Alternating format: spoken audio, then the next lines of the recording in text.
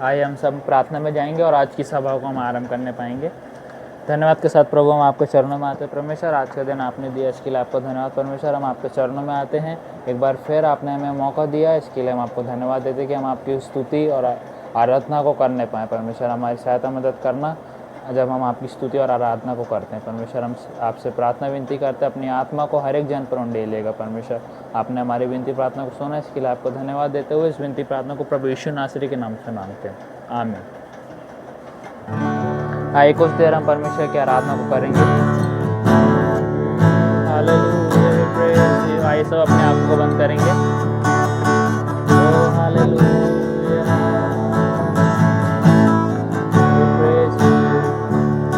बड़ी भोर तेरे दर्शन को मैं चरणों में आता हूँ।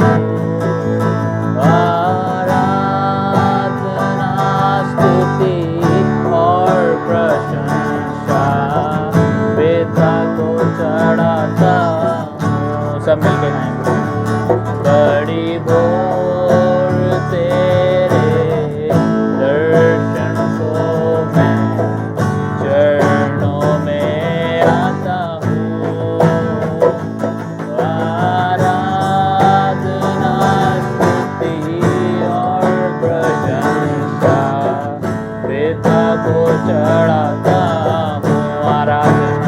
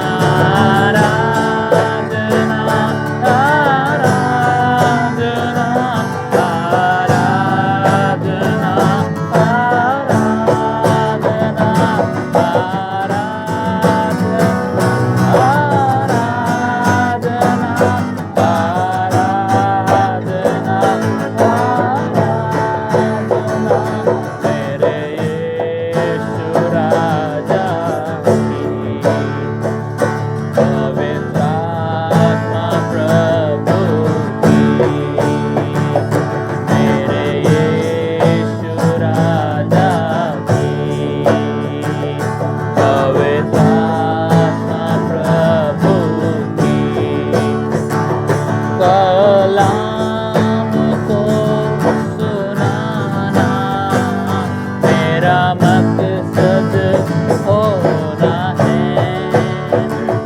कलाम को सुनाना मेरा मकसद होना है। तेरे नाम को सुनाने पूरे देश में जाना है। तेरे नाम को सुनाने पूरे देश में जाना है। आराधना आराधना आराधना आराधना आराधना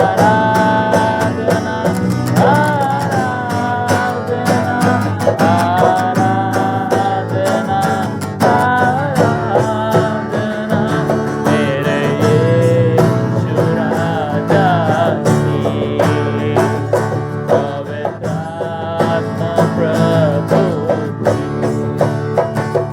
मेरे यीशु राजा की। पवित्र आत्मा प्रभु की। बड़ी भोर तेरे दर्शन को मैं चरणों में आता हूँ। आराधना स्तुति और प्रशंसा पिता को चढ़ाता हूँ। आराधना आराधना आराधना आराधना आराधना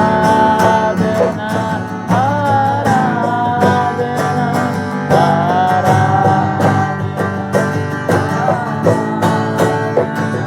मेरे यीशु राजा की। पवित्र आत्मा प्रभु की।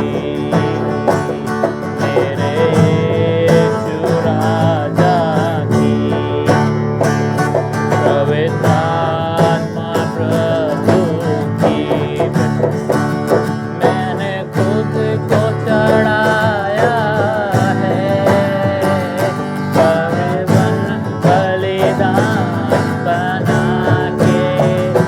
मैंने खुद को चढ़ाया है पावन बलिदान बना के। अब तू ही मुझको चलाना अभिषेक देते रहना। अब तू ही मुझको चलाना अभिषेक देते रहना। आराधना आराधना आराधना आराधना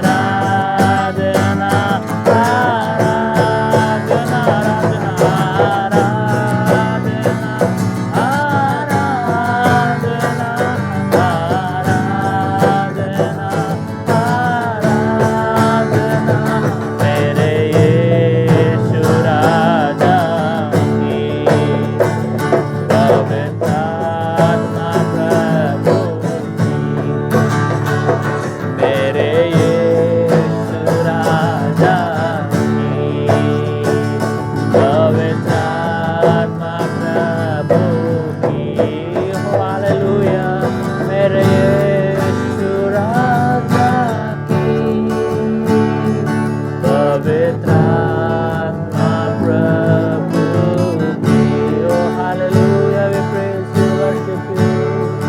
Hallelujah we praise you worship you। Hallelujah oh hallelujah।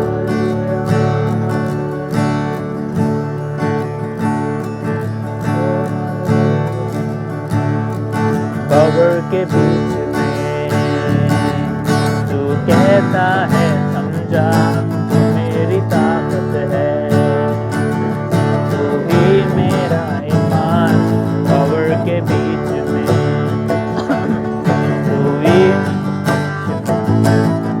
समंदर के बीच में तू कहता है समझा, तू मेरी ताकत है, तू ही मेरी शिफा, इस पल में तू साथ मेरे पास, आज भी मेरे साथ है खड़ा, आने वाले पल में भी होगा, उठते हुए उफानों में तू ही मेरी चट्टान, बढ़ती हुई लहरों पे तेरे कदमों के निशान, उठते हुए उफानों में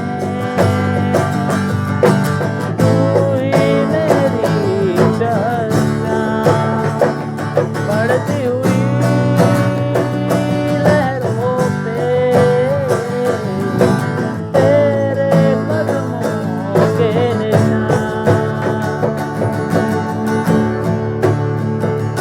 बीमारियों में तू कहता है उठ जा, यहोवा राफा, तू ही मेरी शिफा, बीमारियों में तू कहता है तो उठ जा, यहोवा राफा, तू ही मेरी शिफा, बीते पल में तू साथ मेरे था, आज भी मेरे साथ है खड़ा, आने वाले कल में भी होगा, उठते हुए उफानों में तू ही मेरी चट्टान, बढ़ती हुई लहरों पे तेरे कदमों के निशान, उठते हुए उफानों में तू ही मेरी चट्टान, बढ़ती हुई लहरों पे तेरे कदमों के निशान, बीमारी देख तेरा सर झुका, मुझ पर रोई शस्त्र ना चला, ऐसा कोई शस्त्र ना बना जो कर सकेगा मेरा सामना, उठते हुए उफानों में तू ही मेरी चट्टान, बढ़ती हुई लहरों पे तेरे कदमों के निशान, उठते हुए उफानों में तू ही मेरी चट्टान, बढ़ती हुई लहरों पे तेरे कदमों के निशान।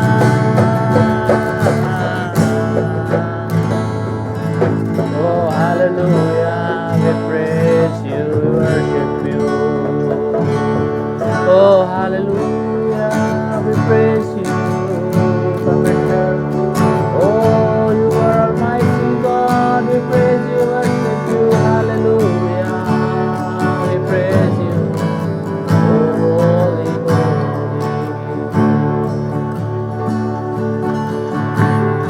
तुम सा कोई नहीं, तुम सा कहीं नहीं, अब है पूरा यकीन, तुम सा कोई नहीं, सब मिलके तुम सा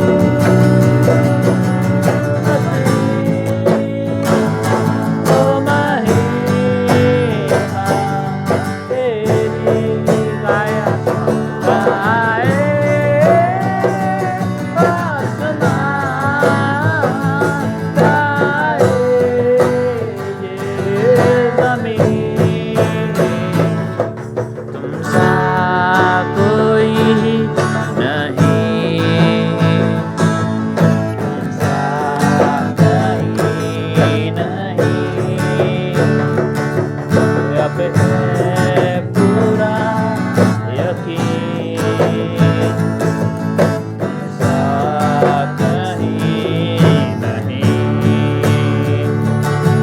तुमसा कोई नहीं,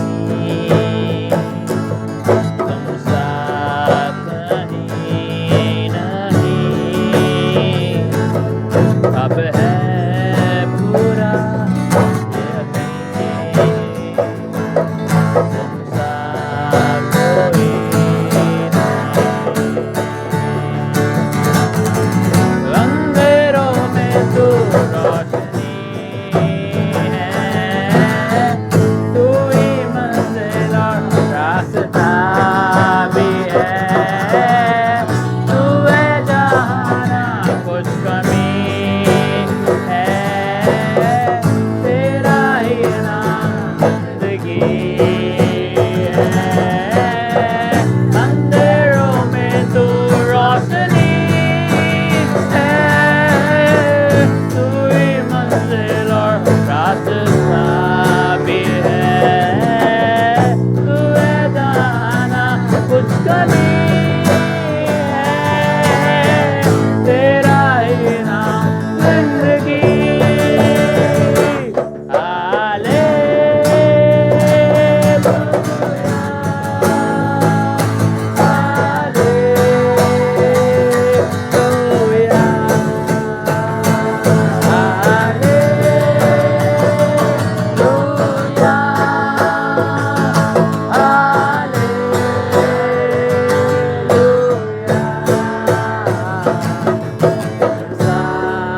कोई नहीं तुमसा कहीं नहीं, अब है पूरा यकीन तुमसा कोई नहीं,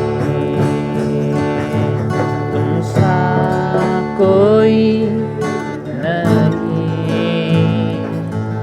तुमसा कहीं नहीं, अब है पूरा यकीन तुमसा कोई नहीं। हालेलुया।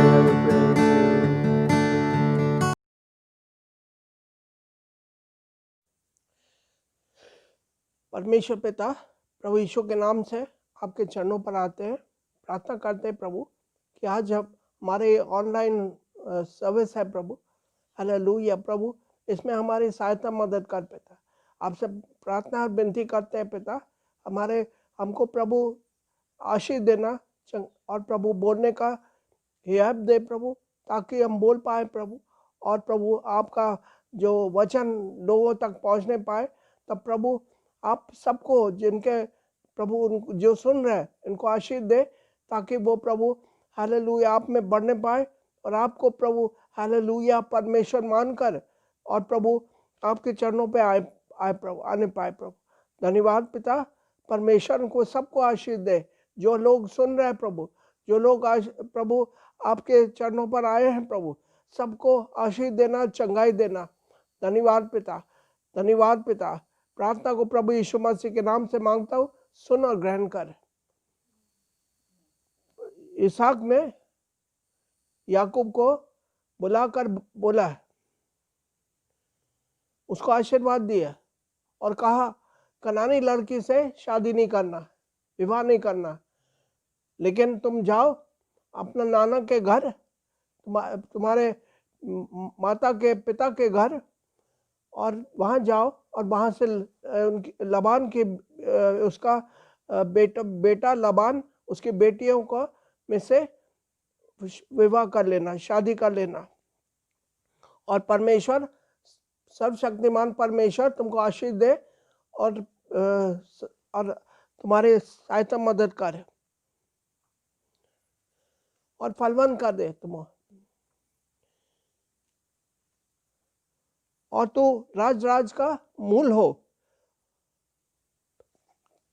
तो याकूब ने माता पिता का आज्ञा को माना और वहाँ पद्दनराम के वहाँ जाने के लिए तैयारी कर लिया।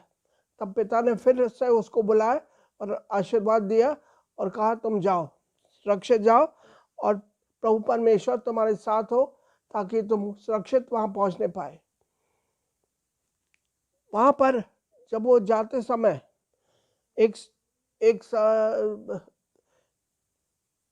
जगह वहाँ पहुँचा तो सूर्यास्त हो गया था। तो उसने वहाँ ठहरने के विचार किया, वहाँ रात भर रुकने के विचार किया और उसने पत्थरों को इकट्ठे किए और बड़ा पत्थर पर अपना तकिया बनाया और सो गया उसके ऊपर। जब सोया तो उसने एक दर्शन देखा, प्रभु उनको दर्शन दिया और प्रभु ने बात किया उससे याकूब ने देखा कि एक सीढ़ी, बड़ी सीढ़ी पृथ्वी से लेके स्वर्ग तक और उसके ऊपर प्रभु परमेश्वर खड़ा है और सीढ़ी के ऊपर स्वर्गदूत चढ़ते और उतरते रहे। उसे परमेश्वर देखकर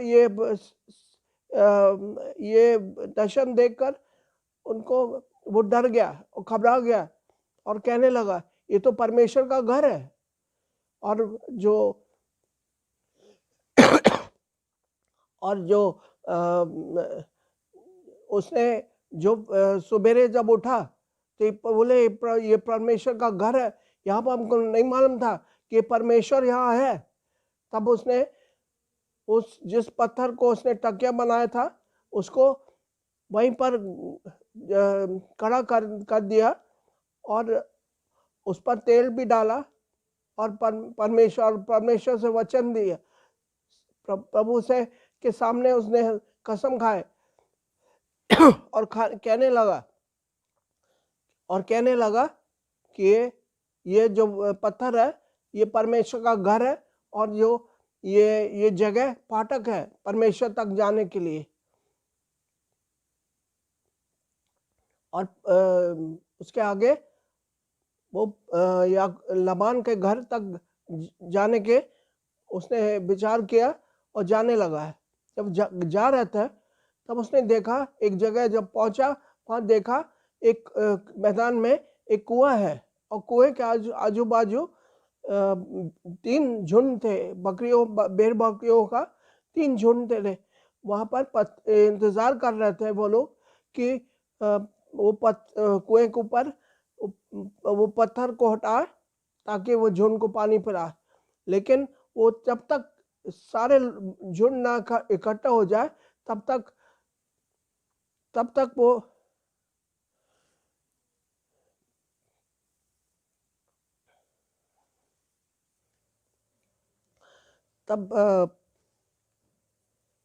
याकूब जब सुबह उठा तब उसने पत्थर जो तकिया बना के रखा था उसको गाड़ दिया वो जमीन पर खम्बा के रूप में। और जो है वो परमेश्वर से वादा करने लगा कि प्रभु ये तुम्हारा घर है, ये आपका घर है और ये पत्थर जो यहाँ पे खड़ा है वो अवश्य मैं इसको तेरा घर बनाऊंगा। और ये स्थान जो है ये पवित्र का परमेश्वर का फाटक है जहाँ लोग आपसे प्रार्थना करके मांग सकते। तो तब याकूब अपना मामा लबान के घर जाने लगा और जाते जाते उसने क्या देखा कि उसने देखा कि एक कुआं है, एक मैदान में कुआं है और 3 झुंड भेड़ बकरियों का 3 झुंड वहाँ इकट्ठे जमा है। वो 3 झुंड इंतजार कर रहे हैं कि कब वो पत्थर हटाया जाए, कुएं के ऊपर जो पत्थर रखा है उसको हटाया जाए। जब वो हटाया जाए तब वो उसको अपना पानी पी सकते वहाँ से।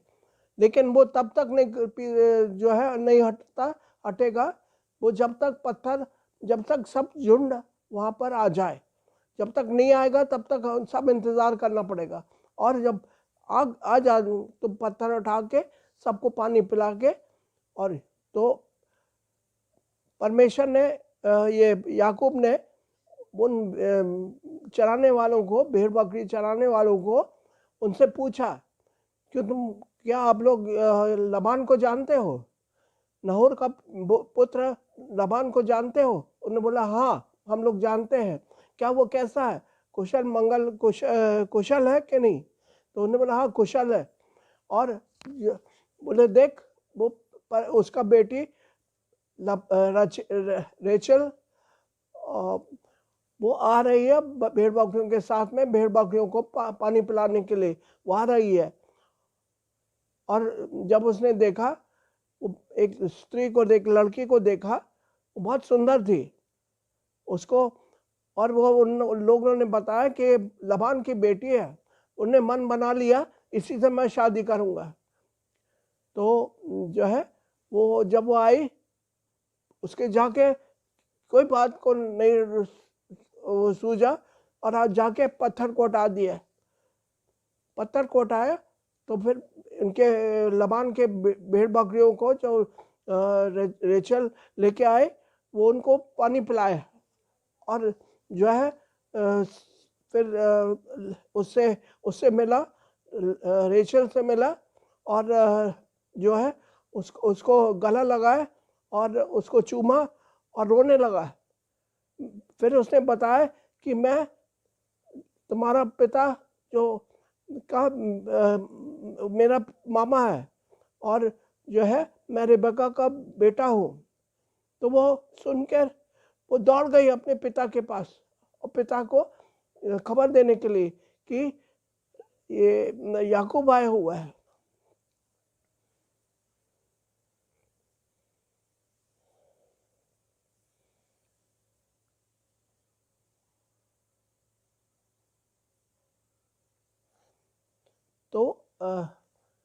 तो राहेल अपना पिता के पास दौड़ गई और बताया कि तुम्हारा भांजा याकूब वो आया हुआ है और पूछ रहा है आपके बारे में।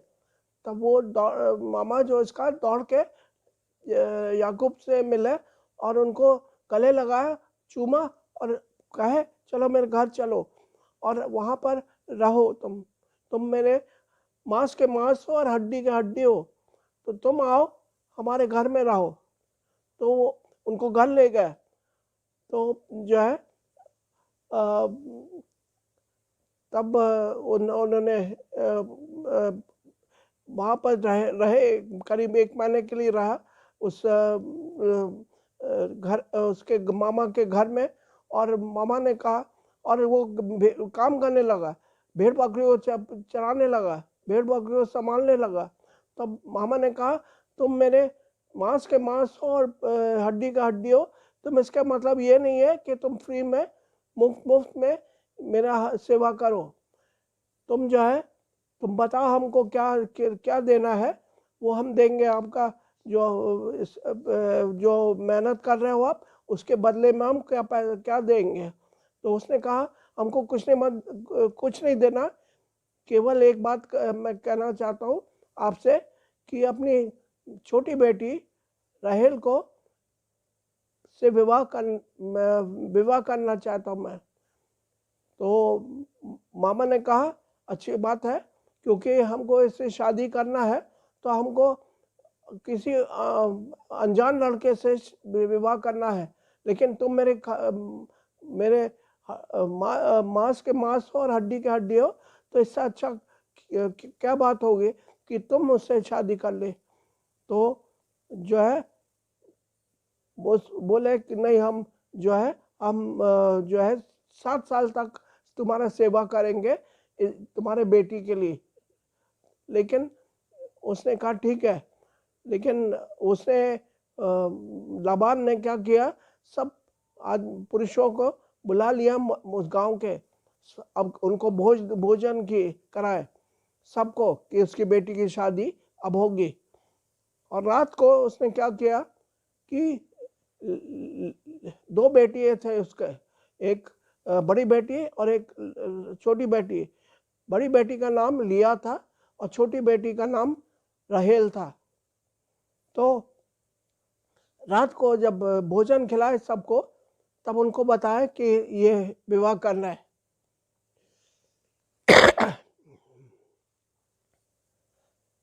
तब उसने 7 साल के लिए, लेकिन उस रात को जब शादी हुआ तो उस रात को जो है उसने अपनी बड़ी बेटी को ले गया याकूब के पास में। अब उस समय तो ये बिजली नहीं था, उस समय तो रात सूरज डूबने साथ अंधेरा हो जाता था, तो सब अपने घर के अंदर रहते थे। तो जब वो रात को अपनी बड़ी बेटी को लेके गए और राहुल उसे याकूब से के पास भेजा। राहुल ने जब याकूब ने उसके रात भर उसके साथ सोया और सवेरे जब उठा, जब भोर हुआ तब देखा, अरे ये तो लेया है, ये तो राहेल नहीं है, रेचल नहीं है। तो जो उससे लबान से बोले, क्या ये क्या किया आपने? हमने तो 7 साल तुम्हारे पास सेवा किया, अब छोटी बेटी के लिए, और तुमने हमको बड़ी बेटी दे दी है, ये ऐसा नहीं होता। तो लबान ने कहा, हमारे देश में, हमारे गांव में ये प्रथा नहीं है कि बड़ी बेटी को छोटी बेटी शादी करे और बड़ी बेटी बैठे रहे, ऐसा नहीं है। तो बोले तुम 7 साल और काम करो तो मैं बड़ी छोटी बेटी को भी दे दूंगा। तो जो है वो उसको 1 हफ्ते के बाद छोटी बेटी को दे दिया उसको साथ में रहने के लिए। तब उसने 7 साल और काम करना पड़ा, मतलब 14 साल उसको करना पड़ा। और जो है उसने वो ये भी कहा कि मैं भेड़ बकरियों का पैसा भी दूंगा, जो मैं भेड़ बकरी में अलग करके अपना वो मेरा तनख्वाह है, मेरा जो है वो जो उसने बताया था लबान को कि जो बच्चे पैदा होंगे और भेड़ बकरियों का, जिसमें कोई 1 मिनट, लबान ने याकूब से कहा कि मैं क्या तुमको क्या दूं, क्योंकि तुम मेरे यहाँ सेवा कर रहे हैं, तो मुफ्त में हम सेवा नहीं लेंगे। अब तो बता कि मैं क्या दूं तुमको। तब उसने कहा, मैं भेड़ बकरियों के बीच में जाऊंगा और जो बकरी जो पैदा होते हैं,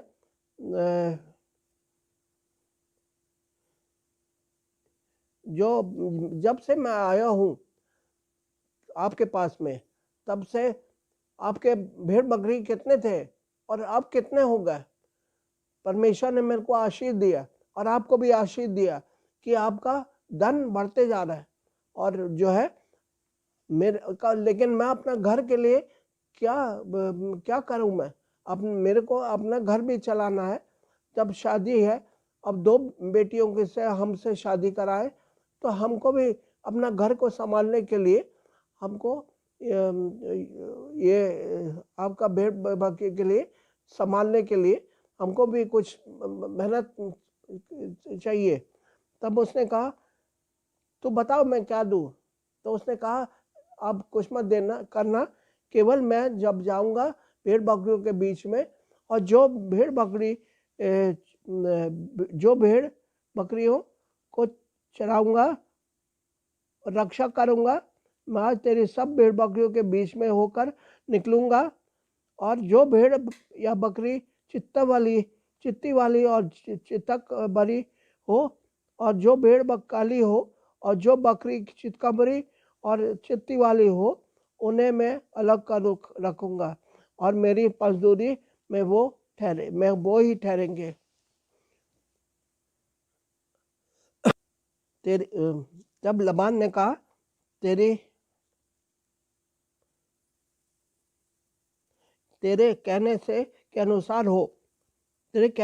अनुसार हो। तो उसके बाद वो जो है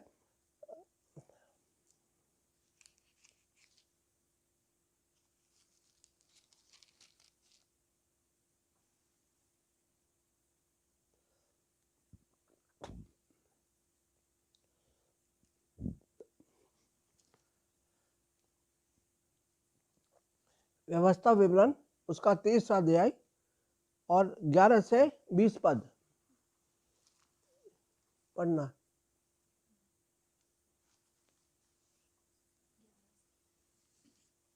देखो, यह जो आज्ञा मैं आज तुझे सुनाता हूँ वह ना तो तेरे लिए अनोखी और न दूर है, और न यह आकाश में है कि तू कहे कि कौन हमारे लिए आकाश में चढ़कर उसे हमारे पास ले आए और हमको सुनाए कि हम उसे माने।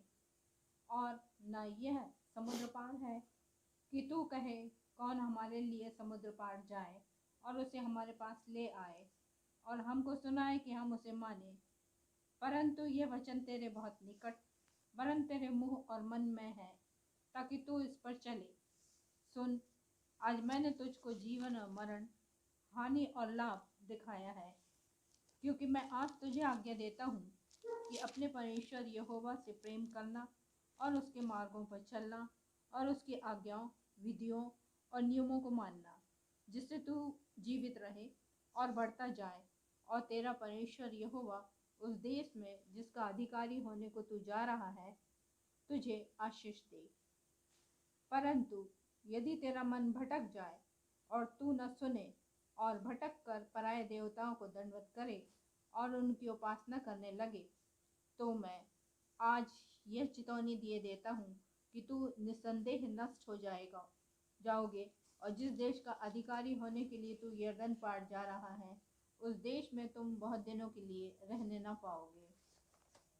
मैं आज आकाश और पृथ्वी दोनों को तुम्हारे सामने इस बात की साक्षी बनाता हूँ कि मैंने जीवन और मरण, आशीष और श्राप को तुम्हारे आगे रखा है। इसलिए तू जीवन ही को अपना ले कि तू और तेरा वंश दोनों जीवित रहें। इसलिए अपने परमेश्वर यहोवा से प्रेम करो और उसकी बात मानो और उससे लिपटे रहो, क्योंकि तेरा जीवन और दीर्घ जीवन यही है। ऐसा करने से जिस देश को यहोवा ने इब्राहिम, इसहाक और याकूब तेरे पूर्वजों को देने की शपथ खाई थी, उस देश में तू बसा रहेगा। तब ये फिर रोमियो की पुस्तक उसका 10वां अध्याय 1 से 17 पद।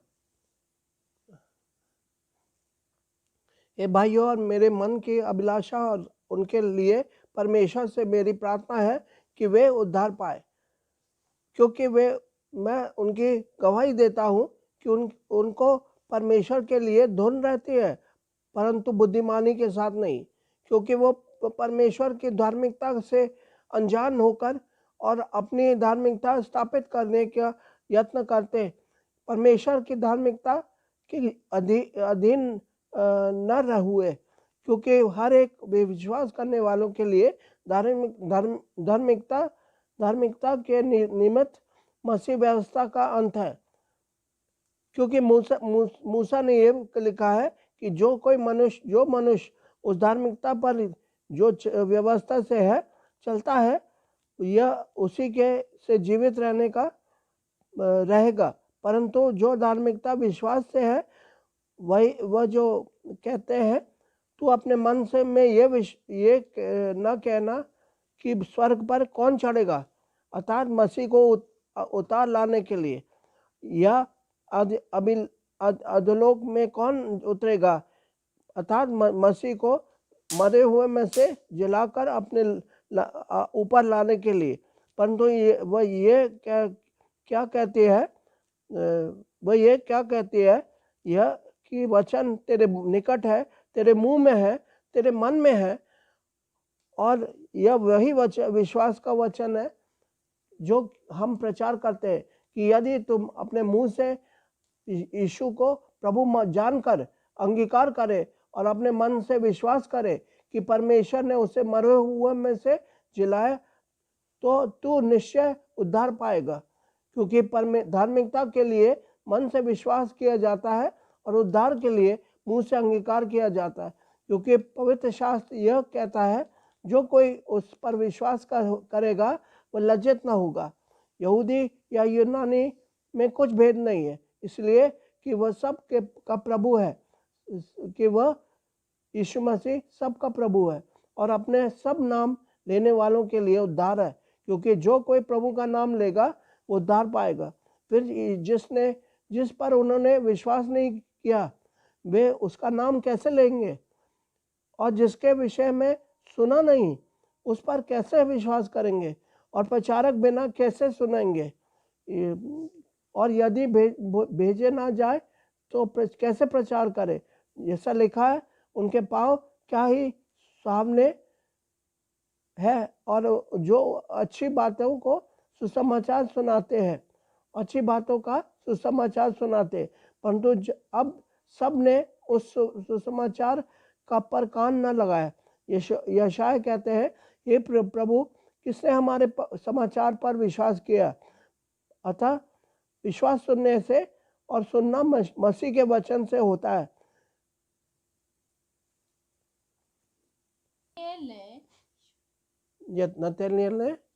नतनेल को अपनी ओर आते देखकर उसके विषय में कहा, देखो यह सचमुच इस्राएली है, उसमें कपट नहीं। नतनेल ने उससे कहा, तू मुझे कहाँ से जानता है? यीशु ने उसको उत्तर दिया, उससे पहले कि फिलिप्पुस ने तुझे बुलाया, जब तू अंजीर के पेड़ के तले था तब मैंने तुझे देखा था। नतनेल ने उसको उत्तर दिया, हे रबी, तू परमेश्वर का पुत्र है, तू इस्राएल का महाराजा है। यीशु ने उसको उत्तर दिया, मैंने जो तुझसे कहा कि मैंने तुझे अंजीर के पेड़ के तले देखा, क्या तू इसीलिए विश्वास करता है? तू इससे बड़े बड़े काम देखेगा। इफिसियों की पुस्तक उसका पहला अध्याय उसका 17 से 23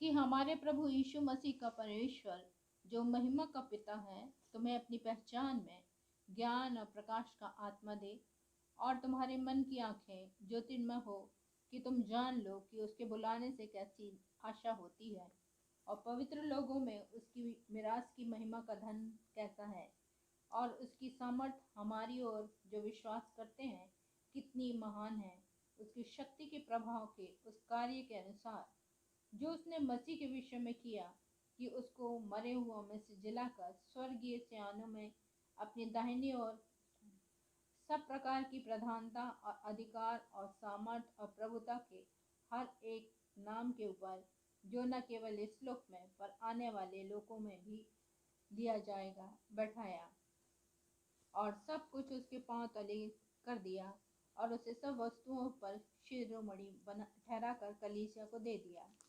यह उसकी देह है और उसी की परिपूर्णता है, जो सब में सब कुछ पूर्ण करता है।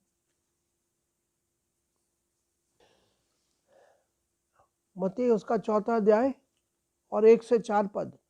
तब आत्मा यीशु को जंगल में ले गया ताकि इबलीस से उसकी परीक्षा हो। वह 40 दिन और 40 रात निराहार रहा। तब उसे भूख लगी। तब परखने वाले ने पास आकर उससे कहा, यदि तू परमेश्वर का पुत्र है तो ये कह दे कि पत्थर रोटी बन जाए। यीशु ने उत्तर दिया, लिखा है, मनुष्य केवल रोटी से नहीं जिएगा, परंतु हर एक वचन जो परमेश्वर के मुख से निकलता है जीवित रहेगा। तो शैतान ने कोशिश किया कि परमेश्वर को गिराने के लिए, पर प्रभु यीशु मसीह को गिराने के लिए, लेकिन यीशु मसीह ने उसको सटीक जवाब दे दिया कि कि मनुष्य केवल रोटी से नहीं, लेकिन हर एक शब्द हर एक वचन जो परमेश्वर के मुख से निकलता है उससे जीवित रहेगा। तो वहां से शैतान चला गया परमेश्वर के और दूसरी जगह ले गए।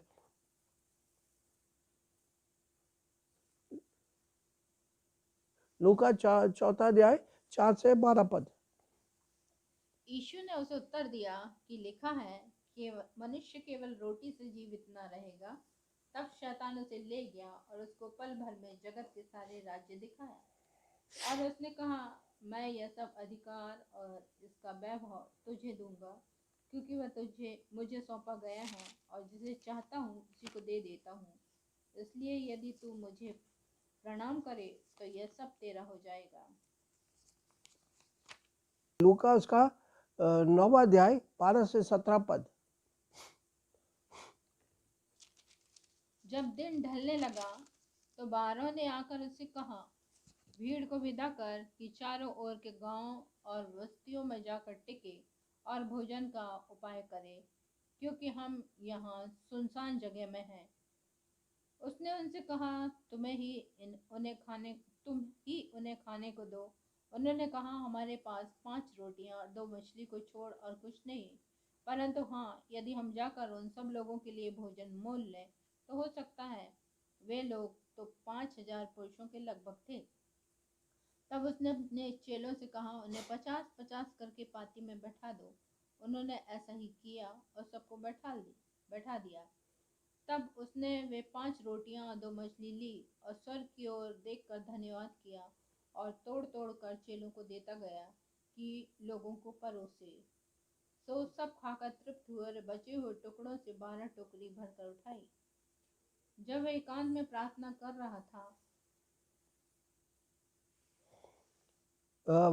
मत्ती उसका 10वां अध्याय उसके 16 से 20 पद। इसलिए मनुष्य से मत डरना, क्योंकि कुछ ढका ना नहीं जो खोला ना जाए, और न कुछ छिपा है जो जाना ना जाएगा। जो मैं तुमसे अंधियारा में कहता हूँ उसे तुम उजियाला में कहो, और जो कान सुनते हो उसे छतों पर से प्रचार करो। जो शरीर का घात करते हैं पर आत्मा के घात नहीं कर सकते, उनसे मत डरना, पर यीशु को से डरो, पर उसी से डरो जो आत्मा शरीर दोनों को नाश कर सकता है।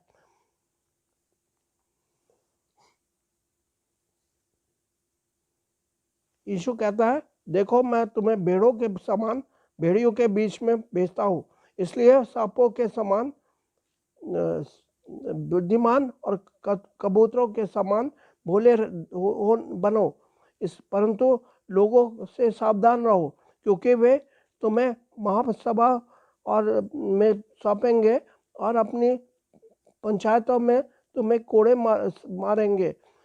तुम मेरे लिए हाकिमों और राजाओं के सामने उन पर और अन्य जातियों के पर गवाह होने के लिए पहुंचाए जाएंगे। तो अब जब वे तुम्हें पकड़वाएंगे तो ये चिंता मत कर तुम्हें क्या बोलना है, क्योंकि जो कुछ कहना है वो उसी वक्त परमेश्वर तुमको वो बात बता देगा, क्योंकि बोलने वाले तुम नहीं हो, परंतु तुम्हारे पिता का आत्मा तुमसे बोलता है। प्रेरितों का काम उसका 2वां अध्याय 1 से 13 पद।